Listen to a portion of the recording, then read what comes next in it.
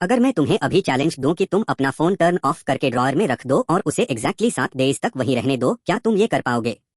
ना स्क्रोलिंग, ना वीडियोस, ना नोटिफिकेशंस। हम खुद से कहते हैं कि ये डिवाइस सिर्फ एक टूल है जिससे हम मॉडर्न लाइफ को नेविगेट करते हैं, लेकिन अगर हम अपनी डेली हैबिट्स को ध्यान से देखें तो सच्चाई उल्टी है।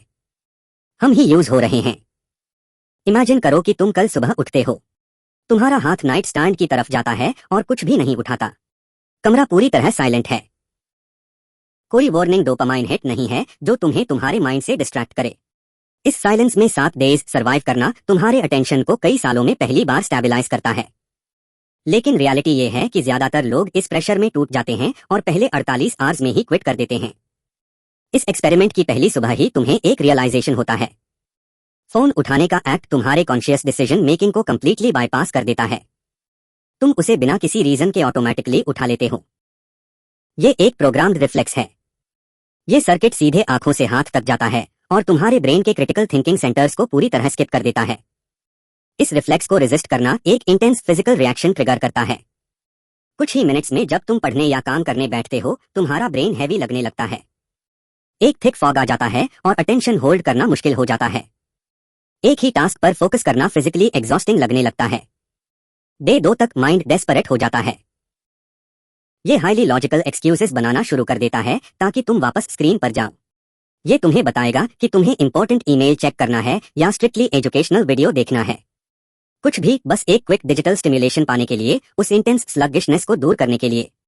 और बार बार ब्लैंक स्क्रीन चेक करने की जो अर्जेस आती हैं, वो क्लिनिकल विथड्रॉल के सिम्टम्स हैं।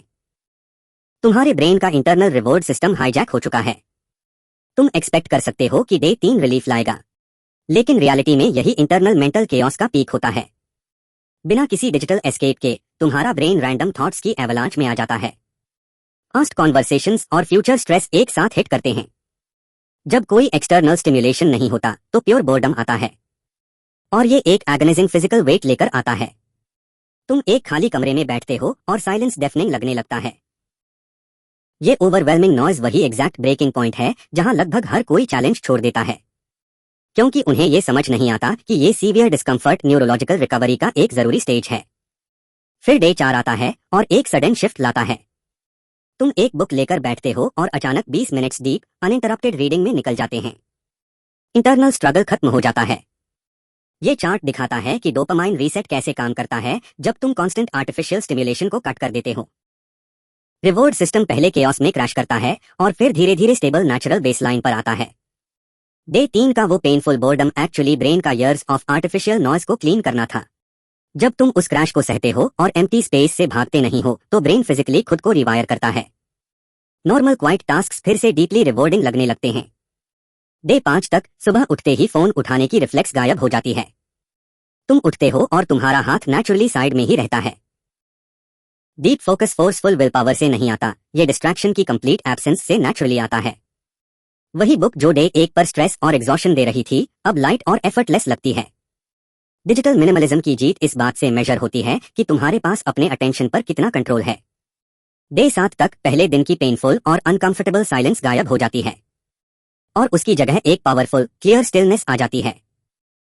लेकिन इस न्यूरोलॉजिकल रीसेट के बावजूद एडिक्शन तुरंत वापस आ जाएगा अगर तुम सिर्फ 5 मिनट्स भी एमलेस स्क्रोलिंग करोगे। इसलिए आगे का परमानेंट रूल क्लियर है। फोन एक पर्पसफुल टूल है जो सिर्फ लर्निंग और बिल्डिंग के लिए यूज होना चाहिए।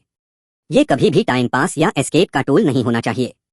स्टार्ट स्मॉल, फोन को दूर रखो। पहले एक पूरा दिन, फिर 3 दिन और धीरे धीरे खुद को पुश करके पूरा 7 डे रीसेट करो। हर सिंगल डे एक चॉइस मांगता है। या तो तुम सिस्टम को कंट्रोल करोगे या सिस्टम तुम्हें कंट्रोल करेगा। अब डिसाइड करो कि तुम उस लाइन के किस साइड पर हो।